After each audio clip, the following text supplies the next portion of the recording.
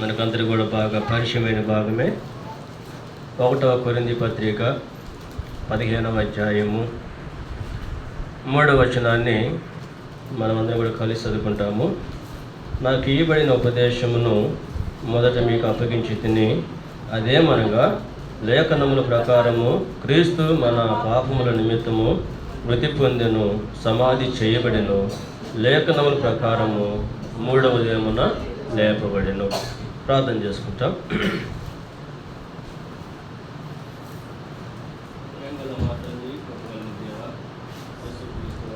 అతి శ్రేష్టమైన శక్తి కలిగిన నామాన్ని బట్టి మీకే వందనములు స్తోత్రములు చెల్లిస్తూ ఉన్నాం. మీరెంతైనా నమ్మదని దేవుడునైనా జీవం గల దేవుడివి తండ్రి, మమ్మల్ని ఎంతగానో ప్రేమించినటువంటి దేవుడవు. లోకంలో పాపంలో ఉండగా పాపం నుండి శాపము నుండి నిత్య శిక్ష నుండి తప్పించడానికి రక్షించడానికి ఈ లోకానికి మీరు మానవుడిగా వచ్చారు. ఆ కలువరి శిలువలో ప్రాణం పెట్టారు. మరణాన్ని జయించి మీరు తిరిగి లేచారు. అందుకని స్తుతిస్తూ ఉన్నావు తండ్రి. మరి గుడ్ ఫ్రైడే సందర్భంగా అతని ప్రపంచవ్యాప్తంగా కూడా తండ్రి నీ ప్రజలు మీ ఘనమైన నామాన్ని ఆరాధిస్తూ ఉండగా దయగల తండ్రి మమ్మల్ని కూడా మీరు ప్రేమించి మా యొక్క ఆయుష్కాలాన్ని పొడిగించి ఎలాగ తండ్రి గుడ్ ఫ్రైడే సందర్భంగా మీ బిడలముగా తండ్రి మీ సన్నిధిలో తండ్రి నీ నామాన్ని గణపరచడానికి ఆరాధించడానికి మీరు ఇచ్చినటువంటి యొక్క సమయాన్ని బట్టి కూడా మీకు వందనాలు. పాటల్లో మీరు ఎంతో సహాయం చేశారు. పాటల ద్వారా మీ నామాన్ని గణపరచడానికి కూడా ప్రభు చెప్పారు. అందుకని దీన్ని స్తుతిస్తూ ఉన్నాం. తగిన తండ్రి మరి సమయాన్ని కూడా దీవించండి. చదవబడిన లేఖనాలను దీవించము. చేరువచ్చిన మా అందరితో కూడా మీరే మాట్లాడండి. నీ మెల్లని స్వరాన్ని మాకు వినిపించండి. మీ సన్నిధిని అనుభవించుకు మీరే ప్రభు చూపించండి. నన్ను కూడా తండ్రి మీ సులువు సాటును మరుగుపరచండి. నీ ఆత్మతో నింపండి, అభిషేకించండి. మా తండ్రి యొక్క రక్తం చేత మరోసారి నన్ను కడిగి పవిత్రపరిచి ప్రతిష్ఠించి మాతను అభిషేకించి నీ మహిమ కొరకే వాడుకుంటున్నామని పరలోక సింహాసనం నుంచి నీ మాటలను నాకు బయలుపరుస్తున్నామని ప్రార్థిస్తూ ఉన్నాం. మీరే సాయం చేయండి. మరి ఈ సమయాన్ని దీవించండి. కనపడని ప్రతి విధమైన సాతాను యొక్క చీకటి కార్యాలన్నింటినీ కూడా యేసుక్రీస్తు వారి నామములో బంధిస్తూ ఉండగా మీరు వాటిని దూరపరుస్తున్నామని ప్రార్థన చేస్తూ ఉన్నాం. మరి స్థలమంతటిపై కూడా నీ ఆత్మ సంచారణం ఉంచండి. రాగిన వారిని బట్టి స్తుతిస్తూ ఉన్నాం. ఇంకా రావాల్సిన వారిని కూడా మీరు త్వరపెట్టి నడిపించండి. మీ నామానికే ఘనత మహిమ ప్రభావములు ఆరోపించుకుంటూ మా రక్షకుడైన యేసుక్రీస్తు వారి నామమున ప్రార్థించి స్తుతించి వేడుకుంటున్నాము తండ్రి. ఆమేన్.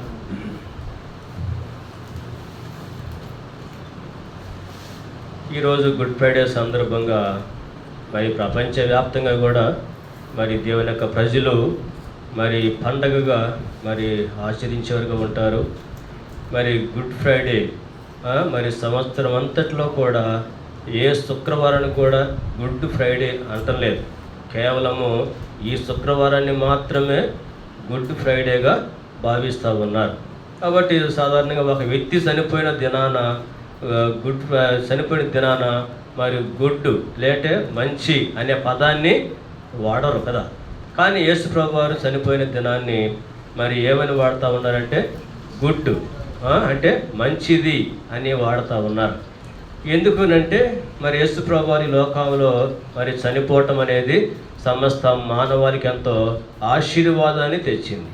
అంతే కదా. ఆయన చనిపోకపోతే ఈనాడు సర్వ సమాజానికి ఏమి లేదు, ఆశీర్వాదం అనేది లేదు. అందుకనే మరి దినము చాలా ప్రత్యేకమైనది, శుభదినము. కాబట్టి మరి ఎంతో మంచిదిగా మనం భావిస్తూ ఉన్నాం. సరే, మనం ప్రభుని స్తుతించి మన ప్రభుని ఆరాధన చేసిన కొరకై దేవుని యొక్క వాక్యంలో నుండి కొన్ని వాక్య భాగాలు మనం జ్ఞాపం చేసుకుంటాము. ఇక్కడ మనం చూస్తూ వచ్చాము, యేసు ప్రభు వారు ఏదో అన్ఎక్స్పెక్టెడ్గా యాక్సిడెంటల్గా ఈ లోకానికి రాలేదు. చదువుకున్న భాగాన్ని మనం చూస్తే ఇక్కడ పౌలుగా సెలవిస్తూ ఉన్నారు. మరి లేఖనముల ప్రకారము క్రీస్తు మన పాపముల నిమిత్తము మృతి పొందినాడు, అలాగే సమాధి చేయబడుతూ వచ్చాడు. లేఖనముల ప్రకారము ఆయన 3వ దినమున లేపబడిన వాడిగా ఉన్నాడు. అంటే ముందుగా మరి భక్తులు ప్రవక్తలు మరి ముందుగా ప్రవచించిన వారిగా ఉంటా ఉన్నారు. కాబట్టి మరి అలాగిన మరి దేవుడు ఒక నిర్ణయించినటువంటి సమయంలోనే మరి భూమి మీదకి రావటం అనేది జరిగింది. అలాగే మరి దేవుడు నిర్ణయించిన కాలంలోనే మరి యేసు ప్రభువారు కలువరి శిలువలో కూడా చనిపోవటం అనేది జరిగింది. మనకు తెలుసు, ఈ లోకంలో ఉన్నప్పుడు యేసు ప్రభువారు పరిచయులు, శాస్త్రులు ఎన్నో సందర్భాల్లో సంపాలని ప్రయత్నాలు చేస్తూ వచ్చారు, కానీ మరి వాళ్ళకి అవకాశాన్ని దేవుడు ఇవ్వలేదు. ఎందుకంటే ఆయన చనిపోవలసిన గడియ, ఒక గడియ ఉన్నది, అది దేవుడు ఏం చేసి అంటే నిర్ణయించిన వాడిగా ఉన్నాడు. కాబట్టి ప్రతిదీ కూడా యేసు ప్రభువారు లేఖనాల సారంగానే ఆయన జీవితంలో జరుగుతూ వచ్చింది, కానీ ఏదో అన్ఎక్స్పెక్టెడ్గా, యాక్సిడెంటల్గా ఏది కూడా జరగలేదని మనకి మరి తెలుస్తూ ఉందన్నమాట.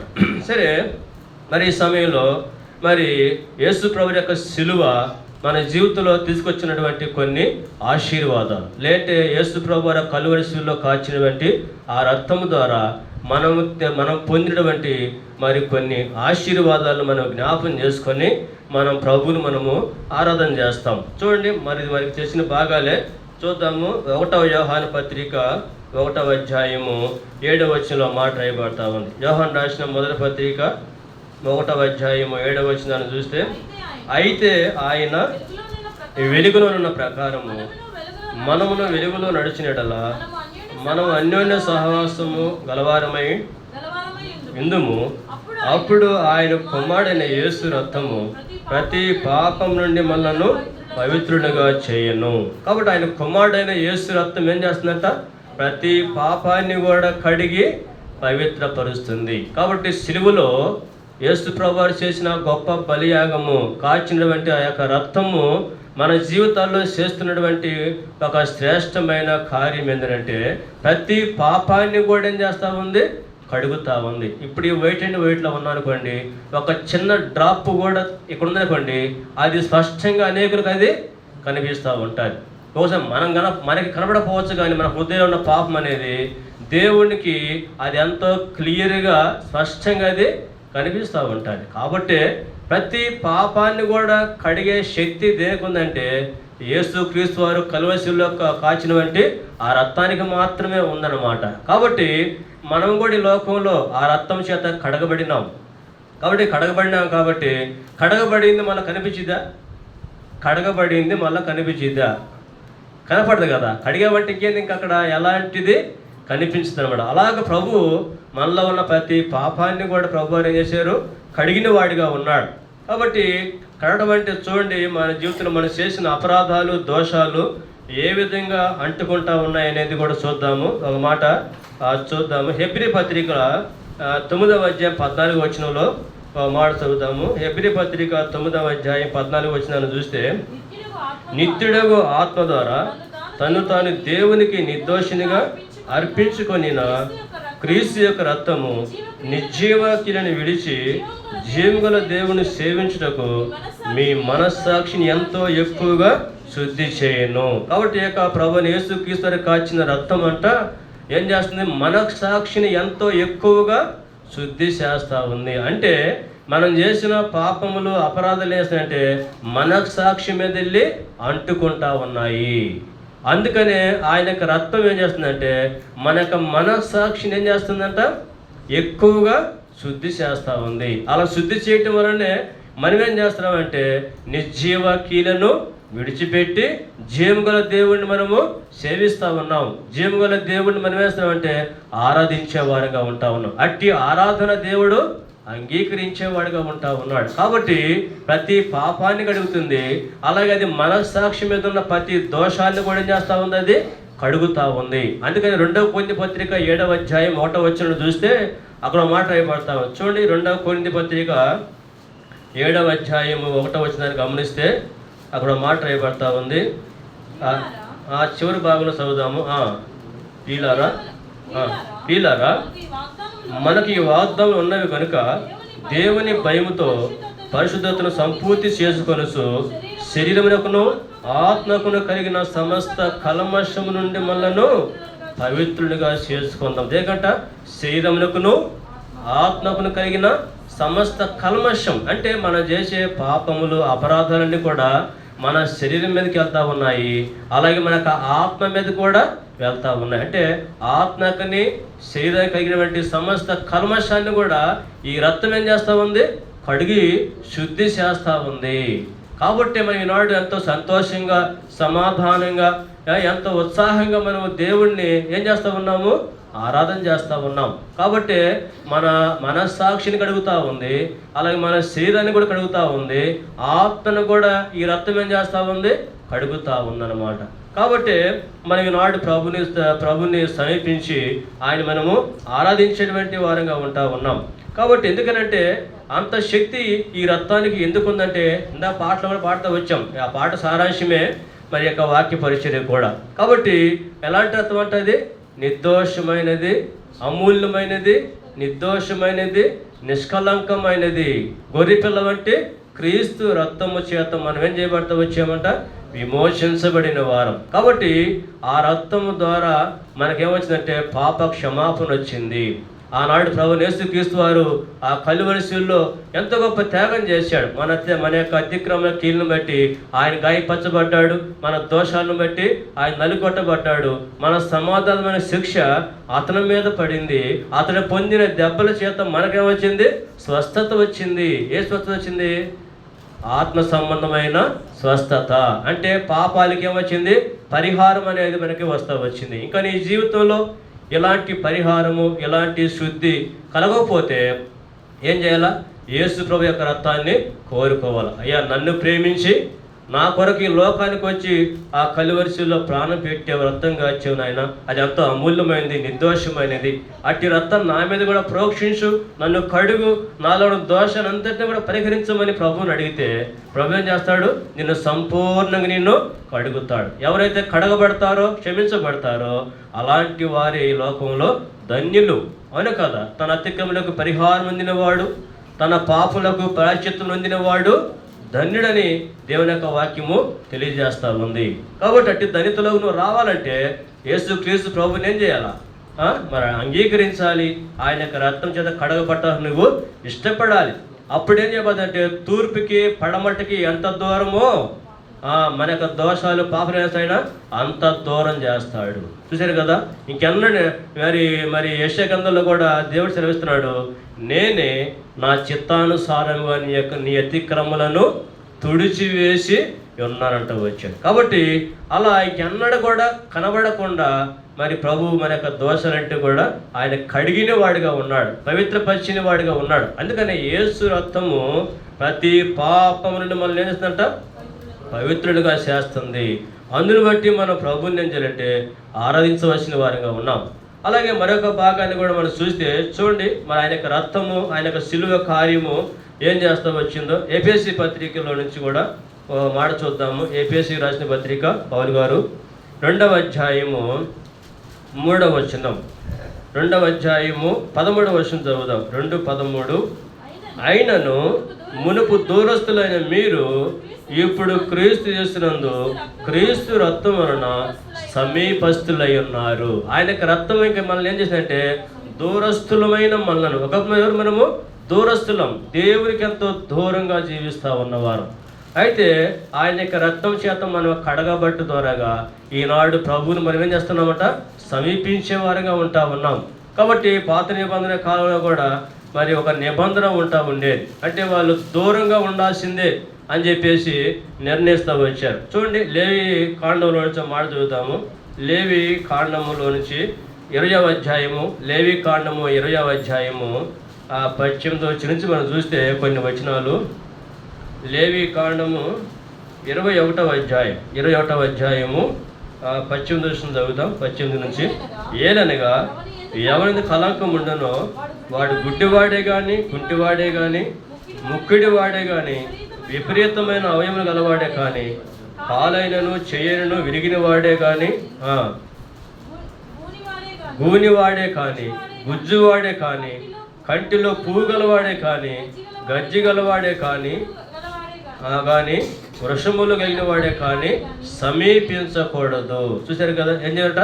దేవుడిని ఏం చేయకూడదు, వాళ్ళు సమీపించకూడదు, దూరంగా ఉండాల్సిందే. కుష్ఠరోగులు కూడా అంతే కదా? కుష్ఠరోగులు కూడా ఏం చేస్తూ వచ్చారు? లోకసువార్త 17వ అధ్యాయం చూసినప్పుడు వాళ్ళు దూరముగా నిలబడి ఏం చేస్తారు? వాళ్ళు కేకలు వేస్తూ ఉన్నారన్నమాట.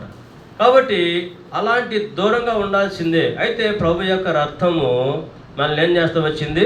సమీపస్తులుగా చేసింది. కాబట్టి అందుకనే అక్కడ ఎఫెసీ పత్రిక 2వ అధ్యాయము 12వ వచనంలో కూడా ఆ మాట రాస్తూ వచ్చాము. మునుపు మనం ఎలామంట దూరస్తులమైన మీరు దూరస్తులని జ్ఞాపకము చేసుకొనిడి అనే మాట అక్కడ రాస్తా ఉన్నాడు. కాబట్టి మనం ఒకప్పుడు మరి దూరస్తులుగా ఉన్నాం. అయితే ప్రభు యొక్క రక్తము మనల్ని ఏం చేస్తా వచ్చిందంట, సమీపస్తులుగా చేస్తా వచ్చింది. మరొక మాట కూడా చూస్తే ఒకప్పుడు మన స్థితి ఎలాంటిదంటే శాపగ్రస్తులము. అది కూడా చూడండి, గలతీ పత్రిక 3వ అధ్యాయం చూస్తే గలతీ పత్రిక 3వ అధ్యాయంలో కూడా వ్రాయబడతా వచ్చింది.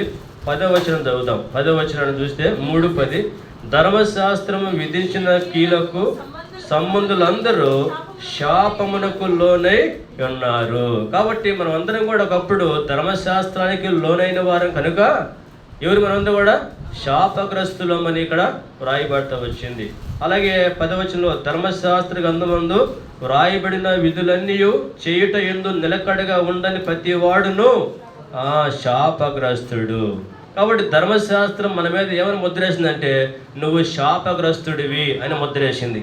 అయితే ఇలాంటి శాపగ్రస్తులంగా ఈ లోకంలో జీవిస్తూ ఉన్నప్పుడు ప్రభువు యేసుక్రీస్తు వారు ఏం చేశారంటే చూడండి, అక్కడ మాట గలతీ పత్రిక 4వ అధ్యాయము గలతీ పత్రిక 4వ అధ్యాయం 5వ వచనం చూస్తే, అయితే కాలము పరిపూర్ణప్పుడు దేవుడు తన కుమారుని పంపెను, ఆయన స్త్రీ యందు పుట్టి మనము దత్తపుత్రులు కావాలని ధర్మశాస్త్రమునకు లోబడి ఉన్న వారిని విమోచించుటకై ధర్మశాస్త్రమునకు లోబడిన వాడాయను. ఆయన లోబడిపోయాడు ధర్మశాస్త్రానికి. ఎందుకంటే మనల్ని ధర్మశాస్త్రం యొక్క శాపము నుండి విడిపించడానికి ఆయన ధర్మశాస్త్రానికి ఏమైనా లోబడిన వాడాయను. అంటే లోబడటం అంటే ఏంటి? ధర్మశాస్త్రానికి లోబడటం అంటే ధర్మశాస్త్రం ఏ శిక్ష విధిస్తే ఆ శిక్షను భరించాల్సిందే. అందుకని అక్కడే 3వ అధ్యాయంలో చూస్తే గలతీ పత్రిక 3వ అధ్యాయంలో 14వ వచనం చదువుతాం. చూడండి, 14వ వచనంలో అబ్రహాము పొందిన ఆశీర్వచనము క్రీస్తు యేసు ద్వారా అన్ని జనులు కలుగుటకై క్రీస్తు మన కొరకు శాపమై మన ధర్మశాస్త్రం యొక్క శాపము నుండి అదనమాట. కాబట్టి ధర్మశాస్త్రం యొక్క శాపము నుండి మన దేవుడు విడిపించినాడు, విమోచించినాడు. కాబట్టి మనము శాపగ్రస్తులము. అయితే మన శాపాన్ని ఏం చేశాడు? ఆయన తీసుకున్నాడు. ఆయన మనల్ని ఆశీర్వదించాడు మనల్ని దేవుడు. కాబట్టి మన మీద శాపం ఏమైపోయిందంటే తొలగిపోయింది. చూశారు కదండి. కాబట్టి ఇదంతా ఎందుకు చేస్తాడంటే కేవలం మన మీద ఉన్నటువంటి ప్రేమను బట్టి. అవును కదా? మనమంటే ప్రేమ ఎలాంటి ప్రేమ అంటే అమితమైన ప్రేమ. కాబట్టి శాశ్వతమైన ప్రేమతో నేను నిన్ను ప్రేమించుతున్నాను కనుక మనము శాపగ్రస్తులుగా ఉండటానికి ప్రభు ఏమాత్రం కూడా ఇష్టపడలేకపోతా ఉన్నాడు. అంతే కదా, మన బిడ్డ మీద ఒక ముద్ర పడింది అనుకోండి, చెడ్డ ముద్ర, సహిస్తాం మనము? జీర్ణించుకుంటాం మనము? కాదు కదా. అట్లాగే మన మీద ఉన్నటువంటి ఆ శాపాన్ని ఆయన మీద వేసుకొని ఆయన మనల్ని వేసాడు ఆశీర్వాదానికి కారకులుగా చేస్తూ వచ్చాడు. కాబట్టి మనం ఆయన ఏం చేయాలంటే ఆరాధించాలి. అయ్యా, ధర్మశాస్త్రం నన్ను ఏం చేసింది? శాపగ్రస్తుడిగా చేసింది. అయితే మీరు నన్ను ఆ శాపం నుంచి విడిపించడానికి మీరు శాపగ్రస్తుడిగా చేయబడి ఆ ధర్మశాస్త్రానికి నువ్వేం చేయబడతా వచ్చావు? లోబడతా వచ్చావు. అంటే ఆ శిలువ మరణాన్ని పొందడానికి ఆయన ఇష్టపడతా వచ్చాడు. అందుకని అక్కడ రాయబడిన మాట కూడా చూస్తే చూడండి, అక్కడ 11వ వచనం చూద్దాం. 3:11వ వచనం చూస్తే అక్కడ చూడండి, మ్రాని మీద వేలాడిన ప్రతి వాడును శాపగ్రస్తుడని ఇందును గురించి మ్రాని మీద వేలాడిన ప్రతి వాడును శాపగ్రస్తుడని. చూశారు కదా, మ్రాని మీద ఎవరైతే వేలాడి తీస్తారో వాళ్ళందరూ అంటే ఎవరంట? శాపగ్రస్తులు. ప్రభు యేసుక్రీస్తు వాళ్ళు ఏమన్నా ఉందా? ఏ కోసాన పరీక్షించినా పరిశోధన చేసినా కూడా ఎలాంటి పాపము కానీ ఎలాంటి అవిధేయత కానీ ఏది కూడా లేదు కదా. కానీ ఏ పాపం ఎరుగని మన ప్రభు యేసుక్రీస్తు వారు మన కొరకు ఏమైపోయినా శాపగ్రస్తుడిగా ఆయన చేయబడతా వచ్చాడు. కాబట్టి శిలువ మీద వేలాడిన ప్రతి వాడంటే ఎవరంట? శాపగ్రస్తుడిని రాయబడతా వచ్చింది. కాబట్టి ఆయన యొక్క శిలువ, ఆయన యొక్క రక్తము ఏం చేస్తూ వచ్చిందంటే మనల్ని శాపము నుండి విడిపించి అలాగే మనల్ని ఆశీర్వాదానికి కారకునిగా చేస్తూ వచ్చాడు. కాబట్టి ఆయన ఏం చేయాలి? మనము ఆరాధించాలి. కాబట్టి ఆయన యొక్క రక్తం ప్రతి పాపాన్ని కడిగింది. అలాగే దూరస్తులమైన మనల్ని సమీపస్తులుగా చేసింది. అలాగే శాపగ్రస్తులైన మనల్ని ఆ శాపము నుంచి విడిపించి మనల్ని ఆశీర్వదిస్తూ వచ్చింది. అంతేకాదు కానీ ఇంకో మాట చూడండి, రోమీయులకు రాసిన పత్రిక 5వ అధ్యాయము 10వ వచనం. రోమపత్రిక 5వ అధ్యాయము 10వ వచనం చదువుదాం. ఏలనగా శత్రులమై ఉండగా ఆయన కుమారుని మరణము ద్వారా మనము దేవునితో సమాధానపరచబడిన వారమై ఆయన జీవించుట చేత మరి నిశ్చయముగా రక్షింపబడుదము. చూసే కదా, మనం ఎవరమంట ఈ లోకంలో దేవునికి ఎలా ఉన్నాం? శత్రులుగా ఉన్నాం. ఎందుకని? మన మనసులో ఉన్న విరోధమైన భావాన్ని బట్టి. అంటే దేవునికి ఇష్టం లేని కార్యకలాపాలు, ఇష్టం లేని తలంపులు, ఇష్టం లేని కోరికలు, అవును కదా. ఎఫెసీయులకు పత్రిక 2వ అధ్యాయం 3వ వచనంలో ఏముంది? ఇక్కడ శరీరం యొక్కయు మనసు యొక్కయు కోరిక, శరీరం యొక్కయు మనసు యొక్కయు కోరికలు నెరవేర్చుకొనుచు శరీరాన్ని అనుసరించి మనం ప్రవర్తించుచు కడమవారి వలనే స్వభావ సిద్ధముగా దైవోగ్రతకు పాత్రులమైతిమి. కాబట్టి మనలో శరీర సంబంధమైనటువంటి ఆశలు, కోరికలు ఉండడం ద్వారాగా మనలో ఏముంది? విరోధమైన భావం ఉంటే మనం దీర్ఘమైన మనము శత్రులం అయిపోతా వచ్చాం. అయితే ప్రభువు అలా ఉండటానికి ఇష్టపడలేదు. ఏంటంటే ఆయన యొక్క రక్తం చేత మనల్ని కడిగాడు. ఆయన యొక్క సిలువ మరణం ద్వారాగా మనం ఏం చేయబడతాం? మనల్ని దేవుడు వేసాడు సమీపస్తులు, మనల్ని సమాధానపరచుకుంటూ వచ్చాడు. చూడండి మరో మాట, కొలసీ పత్రిక 1వ అధ్యాయము 1వ అధ్యాయము 19వ వచనం చదువుతాం. కొలసీ పత్రిక 1:19-20. ఆయన యందు సర్వ సంపూర్ణత నివసింపాలనియు ఆయన శిలువ రక్తము చేత సంధి చేసి ఆయన ద్వారా సమస్తమును అవి భూలోకమందునమైనను పరలోకమందునమైనను వాటినన్నిటినీ ఆయన ద్వారా తనతో సమాధానపరచుకునవలని తండ్రి అభీష్టమాయను. ఇక్కడ చూస్తే ఆయన శిలువ రక్తము చేత ఏం చేశాడంట? సంధి చేసి. ఎలా సంధి చేశాడు? ఎవరైతే విరోధ భావం కలిగి ఉంటా ఉన్నారో, ఎవరైతే శత్రులుగా ఈ లోకంలో జీవిస్తూ ఉన్నారో, మనందరూ కూడా ఆ ప్రభు ఆయన యొక్క శిలువ రక్తము ఏం చేసిందంట? సంధి చేసింది. ఈనాడు మనం దేవునితో సమాధానంగా ఉంటున్నామంటే అది మన యొక్క గొప్పతనం కాదు, కానీ ఆయన యొక్క శిలువ మరణం, ఆయన యొక్క రక్తము మనల్ని ఏం చేసిందంట? దేవునితోటి సమాధానపరుస్తూ వచ్చింది. కాబట్టి ఈనాడు ధైర్యంగా ప్రభు చెంతకు మనము రాగలుగుతున్నాము, మాట్లాడుతున్నాము. ఈ విధంగా మన ప్రభుత్వం అన్యోన్యమైనటువంటి సంబంధం కలిగి, సహవాసం కలిగి జీవిస్తూ ఉన్నాం. కాబట్టి ఇలాంటి గొప్ప భాగ్యము, ఆధిక్యత కలువరి శిలువలో ప్రభు యేసుక్రీస్తు వారు కాచిన రక్తం ద్వారా, ఆయన యొక్క శిలువ మరణం ద్వారాగా మనము అనుభవించే వారంగా ఉన్నాం. అందుకని మనం ప్రభుని ఆరాధించాలి. ఇంకా చూస్తే అక్కడే చూడండి, ఇంకా ఈ యొక్క సమాధానం గురించి చూస్తే 10-16 వచనం చదువుతాం.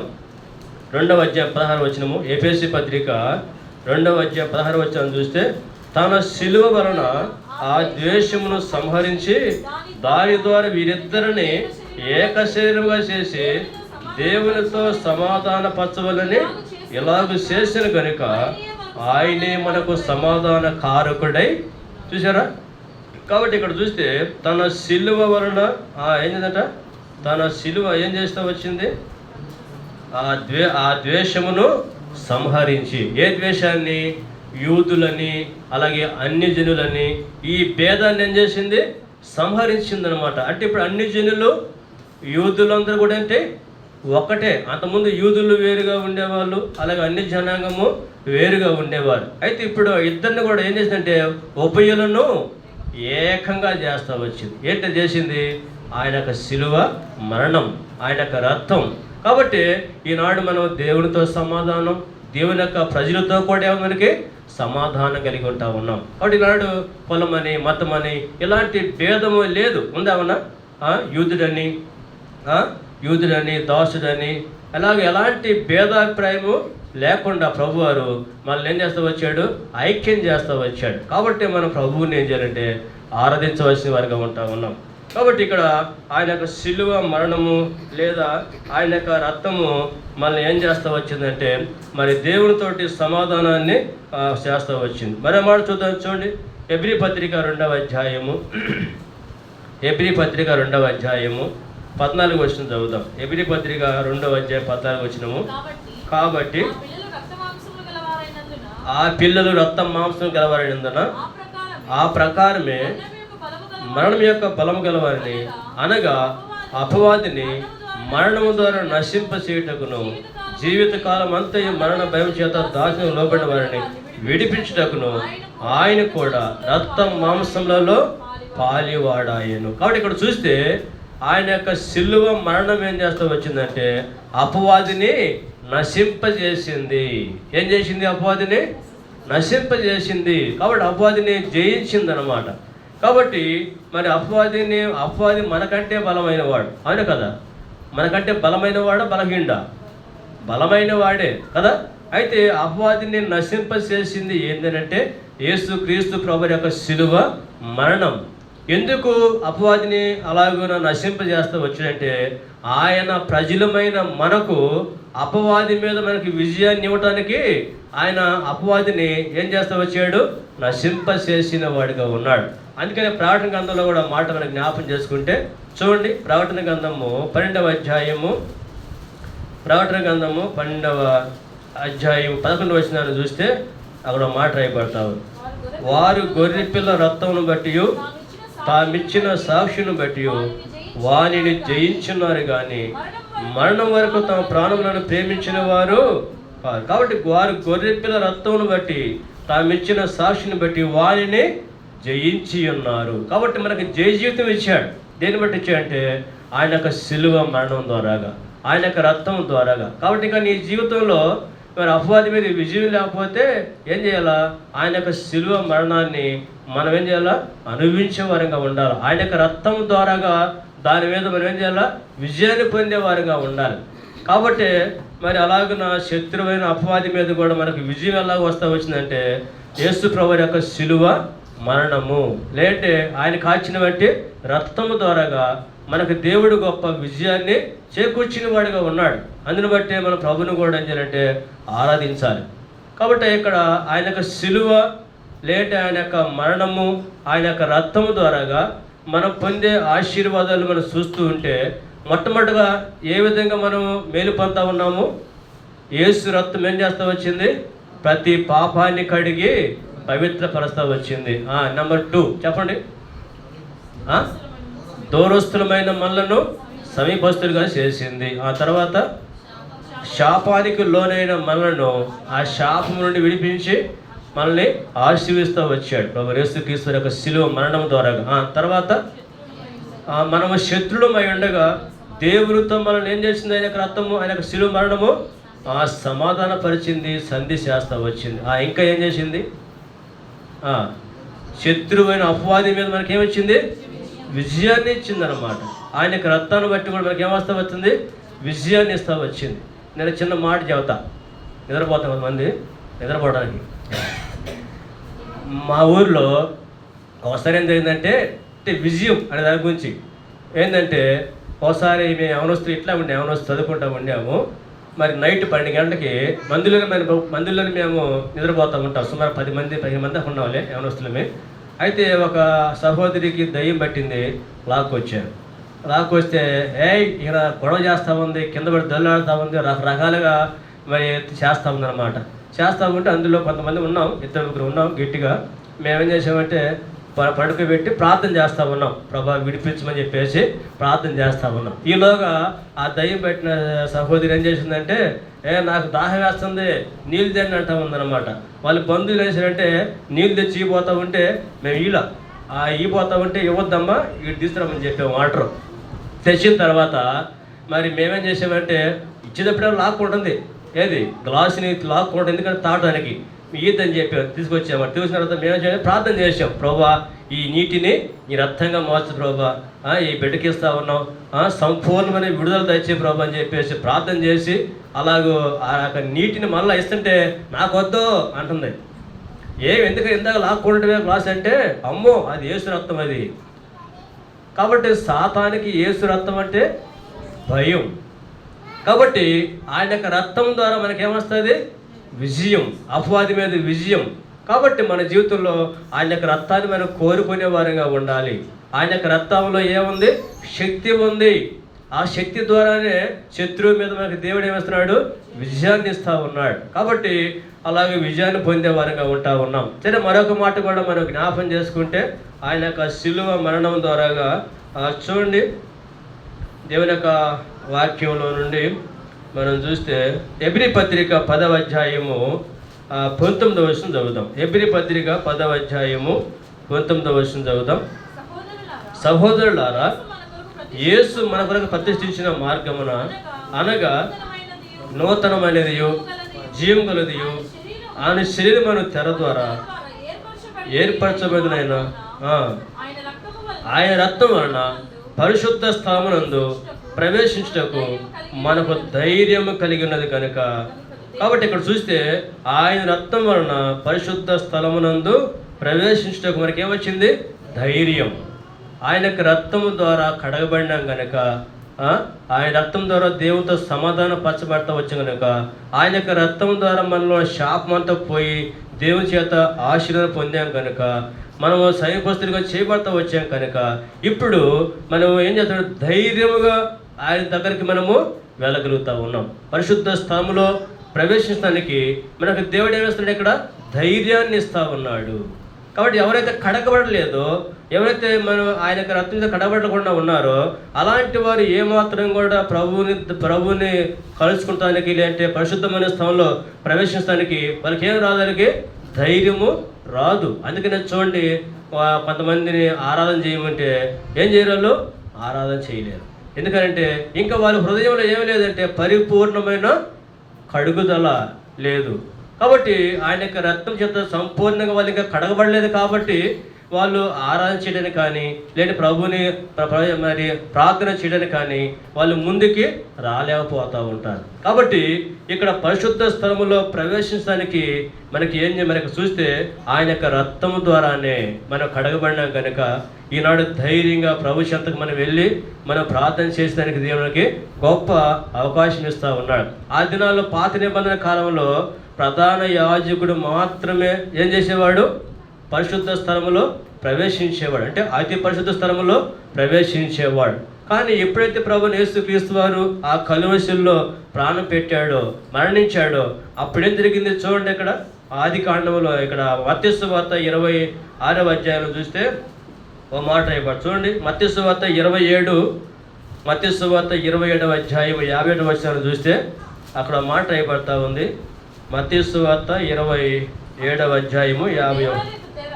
దేవాలయపు తెర పైనుండి కింద వరకు రెండుగా చినిగెను, భూమి వణకెను, బండలు బద్దలాయి. కాబట్టి ఎప్పుడైతే ప్రభు యేసుక్రీస్తు వారు 50వ వచనం కూడా చూస్తే యేసు మరలా బిగ్గరగా కేక వేసి ప్రాణము విడిచెను. ఎప్పుడైతే ప్రభు ఈ లోకంలో చనిపోయాడో, ప్రాణం విడిచాడో, అప్పుడు దేవాలయంలో తెర ఏం చేయబడింది? పైన కిందకి చినిగింది. అంటే ఇప్పుడు మనము ధైర్యంగా ఏం చేయొచ్చు? మనము పరిశుద్ధ స్థలములో ప్రవేశించడానికి ఆయన యొక్క మరణం మనకి ఏమైందంటే దోహదపడతా వచ్చింది. ఆయన చనిపోకపోతే, ఆ శిలువ మరణాన్ని పొందకపోతే ఈనాడు మనం పరిశుద్ధ స్థలంలో ధైర్యంగా ప్రవేశించే భాగ్యం మనకి లేదు. కాబట్టి ఈ విధంగా మన పట్ల దేవుడు చూపిన ప్రేమను బట్టి, కృపను బట్టి, ఆయన చేసిన శిలువ కార్యాన్ని బట్టి, త్యాగాన్ని బట్టి మన ప్రభుని ఏం చేయాలి? ఆరాధించే వారంగా ఉండాలి. కాబట్టి అలాగున ఈనాడు మనము అబ్బా, తండ్రి, నాయనని మొరపెట్టుకునేటువంటి ఆత్మను కలిగిన వారమై అలాగే ప్రభు సన్నిధికి వెళ్ళి మనము ప్రభు సన్నిధిలో ప్రార్థన చేస్తూ ఉన్నాం. ఇంకా ఆయన యొక్క రక్తం మన జీవితంలో ఏం చేస్తూ వచ్చిందంటే, అలా పరిశుద్ధ స్థలంలో ప్రవేశమే కాదు, కానీ మనలను రాజులుగా చేసింది, యాజకులుగా చేసిందే లేదా? ప్రకటన గ్రంథం 5వ అధ్యాయం చూస్తే అక్కడ మాట చూద్దాం. చూడండి, ప్రకటన గ్రంథం 5వ అధ్యాయము 10వ వచనం చదువుతాం. ఆ పెద్దలు నీవు ఆ గ్రంథము తీసుకొని దాని ముద్దలు ఇప్పటకు యోగ్యుడవు, నీ వధింపబడిన వాడవై నీ రక్తం ఇచ్చి ప్రతి వంశంలోను, ఆయా భాషలు మాట్లాడే వారిలోను, ప్రతి ప్రజల్లోను, ప్రతి జనములోను దేవుని కొరకు మనుషులు కొని మా దేవునికి వారిని ఒక రాజ్యముగాను యాజకులుగాను చేసితివి. చూశారు కదా, ఏం చేశాడట? ఎవరైతే వధింపబడినట్లుండిన గొర్రెపిల్ల యొక్క రక్తము చేత మనం కడగబట్టు ద్వారాగా ఏం చేయబడుతూ వచ్చింది? వధింపబడిన వాడని ఈ రక్తం ఇచ్చి మరి ప్రతి వంశంలోనూ ఆయా భాషలు మాట్లాడే వాళ్ళు చేసిన దేవుడు మనం కొన్నాడు కనుక అంతేకాదు కానీ రాజులుగా చేశాడు, యాజకులుగా చేశాడు. ఈనాడు ప్రభువుని సన్నిధికి వెళ్ళి ధైర్యంగా మొరపెట్టుకోవడానికి గొప్ప ఆధిక్యత మనకి దేవుడు ప్రసాదించిన వాడిగా ఉన్నాడు. కాబట్టి మన ప్రభువుని మనం ఏం చేయాలి? ఆరాధించే వారిగా ఉండాలి. చివరిగా ఒక మాట మనకి జ్ఞాపం చేసుకొని మనము ఆరాధనలో మనము ప్రవేశించే వారిగా ఉంటాం. చూడండి ఒక మాట, ప్రకటన గ్రంథము 7వ అధ్యాయంలో నుంచి మాట చూద్దాం. ప్రకటన గ్రంథము 7వ అధ్యాయము 14 వచనం చదువుతాం. 14:15. అందుకు నేను, అయ్యా నీకే తెలియనుగా అతడిలాగా నాతో చెప్పాను, వీరు మహాశ్రమ నుండి వచ్చిన వారు గొర్రెపిల్ల రక్తములో తమ వస్త్రాలు ఉదుకొని వాటిని తెలుపు చేసుకునేది. అందువలన వారు దేవుని సింహాసనం ఉండి రాత్రింబగళ్ళు ఆయన ఆలయంలో ఆయనను సేవించుతున్నారు. ఇది ఎక్కడిది? పరలోక రాజ్యంలో. అంటే ఎవరైతే గొర్రెపిల్ల యొక్క రక్తములో కడగబడతారో, వారి యొక్క వస్త్రాలు ఉదుక్కుంటారో వాళ్ళు ఎక్కడుంటారో? దేవుని యొక్క రాజ్యంలో ప్రవేశించి దేవుని యొక్క రాజ్యంలో వాళ్ళు ఏం చేస్తారంటే వాళ్ళు ప్రభువుని ఆరాధిస్తారు. ప్రభువుని ఏం చేస్తారు? రాత్రింబగళ్ళు ఆయన ప్రభువుని సేవించే అనుభవానికి వారిని దేవుడు తీసుకొచ్చాడు. కాబట్టి అట్టి భాగ్యాన్ని మనకు దేవుడు ప్రసాదించాడు. గొర్రెపిల్ల రక్తములో ఎవరైతే కడగబడతా ఉన్నారో, ఎవరైతే వాళ్ళకి వస్త్రాలు ఉదుక్కుంటూ వచ్చారో వారు మాత్రమే దేవుని యొక్క రాజ్యంలో ప్రవేశించేవారు, ప్రభుని ఆరాధించేవారు, ప్రభుని సేవించేవారు కదా. అలాంటి భాగ్యాన్ని మనకు దేవుడు ప్రసాదించాడు. ఆయన యొక్క శిలువ మరణం ద్వారాగా, ఆయన యొక్క ప్రశస్తమైన రక్తం ద్వారాగా ఇలాంటి గొప్ప ఆధిక్యత మనకు దేవుడు ప్రసాదిస్తూ వచ్చిన దాన్ని బట్టి మన ప్రభువుని ఏం చేయాలంటే ఆరాధించాలి. ఇన్ని మేలులు చేసిన ఆ దేవాతి దేవుణ్ణి, ఇన్ని మేలులు ఆయన శిలువలో చేసి ఉండగా అలాంటి ప్రభువుని మనము ఆరాధించకుండా ఏం చేయలేము, ఉండలేము. కాబట్టి నాడు మనము గుడ్ ఫ్రైడే సందర్భంగా ఆయన యొక్క శిలువ మరణం ద్వారాగా, ఆయన యొక్క రక్తం ద్వారాగా మనం కడిగి మన పవిత్రపరిచి ఇలాగ తండ్రి మన సంఘముగా సమాజంగా చేరి మన ప్రభుని ఆరాధించే వారిగా ఉందాం. ఇంకెవరైతే కడగబడలేదో, ఇంకెవరైతే ఆయనకి బిడ్డలుగా చేయబడలేదో, మరి ఈ దినమైనా సరే ప్రభు నేను పాపినయ్యా, ఇంకా నేను కడగబడలేదు, ఇంకా నా పాపంలో క్షమించబడలేదని యథార్థంగా ఉన్నపాటున మరి ఒప్పుకోవడానికి నేను ఇష్టపడితే తప్పకుండా ప్రభు నిన్ను క్షమిస్తాడు, కడుగుతాడు. ఆయన కుమారుడిగా కుమార్తె నిన్ను స్వీకరిస్తాడు. నీకు కూడా ఇవన్నీ ఇస్తాడు. ఏమిస్తాడు? నిన్ను స్వయంపస్తులుగా చేస్తాడు, నీలో శాపాన్ని తొలగిస్తాడు. అలాగే దేవునితో సమాధానం మనం కలిగి ఉండేవారిగా ఉంటాం. అలాగే పరిశుద్ధమైన స్థలంలో ధైర్యంగా మనము ప్రవేశించగలం. రాజులుగా యాజకులుగా చేయబడతా ఉన్నాం. పరలోక రాజ్యంలో కూడా ప్రవేశించి అక్కడ కూడా ప్రభుని ఆరాధించి ఆయన సేవించే అనుభవంలోకి మనము రాగలుగుతాం. ఇలాంటి గొప్ప ఆధిక్యతలు పొందాలంటే ఆయన యొక్క ప్రశస్తమైన శిలువ రక్తం చేత నువ్వేం చేయాలా? కడగబడాలి. అలాగైతే కడగబడినావా, కడగబడలేదా అనేది ఒకసారి పరిశీలన చేసుకొని ప్రభువుకి అప్పగించుకుందాము. కడగబడిన వారు ఏం చేయాలా? ప్రభుని ఆరాధించాలి. ఆత్మతో సత్యముతో ఆయన మనము ఆరాధన చేద్దాం. కొన్ని నిమిషాలు మనం ప్రభుని ఆరాధన చేద్దాము. ఆరాధన చేసే ముందు 1-2-3 క్షణాలు పాడదాం. ఇందా పాడిన పాట పాడదాము. రండి, పాట పాడే సహోదరులు పైకి లేచి నిలబడి